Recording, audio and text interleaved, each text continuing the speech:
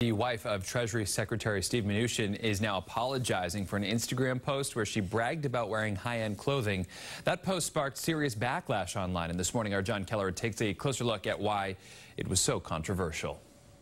Good morning. America was born 251 years ago in part out of a rejection of royalty and the notion that power over our lives could be wielded by the unelected on the basis of their wealth or family ties.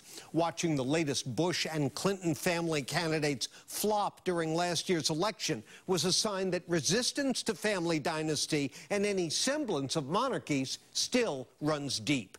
And that's where Louise Linton, wife of Treasury Secretary Stephen Mnuchin, stepped out of line with her handling of a bit of online criticism of this Instagram photo she posted of herself and her husband returning from an official business trip, complete with a list of hashtags for the high-fashion items she was wearing. When a woman in Oregon called her out for it, Linton responded with a stream of condescending vitriol, including the comment that the woman was, quote, adorably out of touch because the amount we sacrifice per year is a lot more than you'd be willing to sacrifice if the choice was yours, end quote.